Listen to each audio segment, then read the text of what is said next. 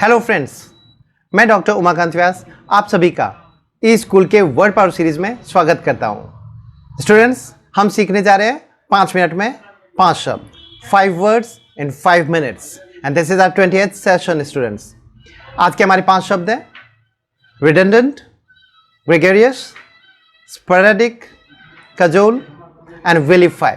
So let's begin students with our first word, redundant. ये एक adjective होता है स्टूडेंट्स, विशेषण, जिसका अर्थ होता है अनावश्यक, निरर्थक। एक तो ये मीनिंग होता है, और दूसरा मीनिंग इसका होता है किसी को नौकरी से निकाल दिया हुआ हो, वो रिडंडेंट होता है। मतलब एक तो हुआ नो नीडेड और यूजफुल, जिसको आप सुपरफ्लुअस बोल सकते हो, अननेसेसरी बोल सकते हो। इसका एक और मीनिंग होता है one who is dismissed from job is redundant. Let's see example.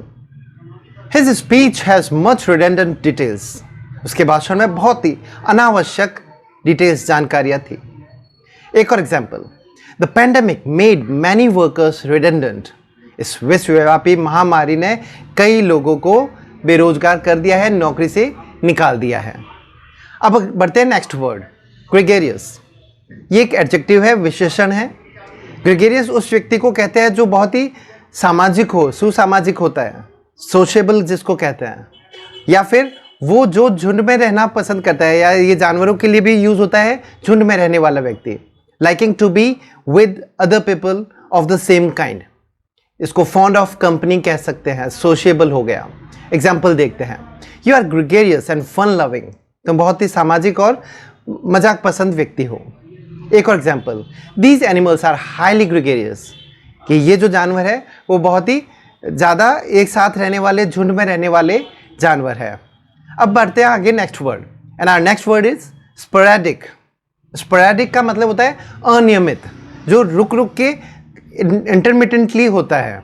तो happening only occasionally is sporadic.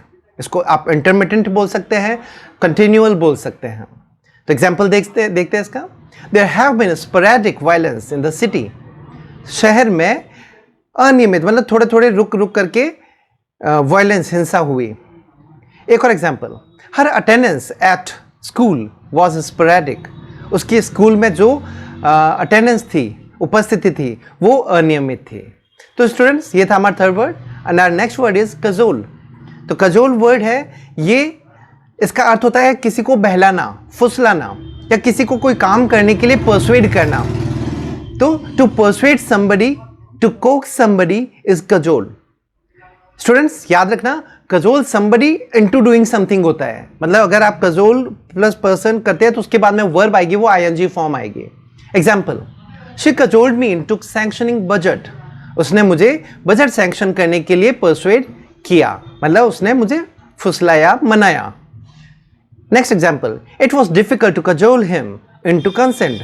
उसको उसकी सहमति लेने के लिए उसको राजी करना, खुश करना या बहलाना बहुत ही मुश्किल है। अब बढ़ते हैं नेक्स्ट वर्ड। स्टूडेंट्स, हमारा नेक्स्ट वर्ड है विलिफाई।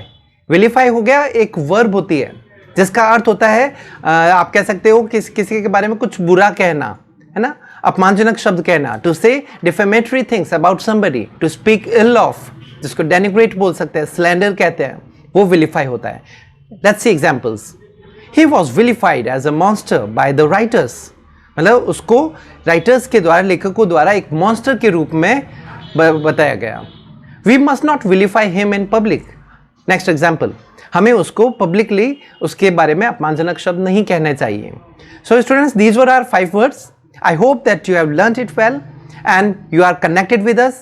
Students, always be with me. Write all the words in your register and don't be careless in writing and remembering these words. Students, these words are going to help you in all the competitive exams, and I assure you, you will be successful if you are learning these words, you are using these words in your day-to-day life. Thank you very much.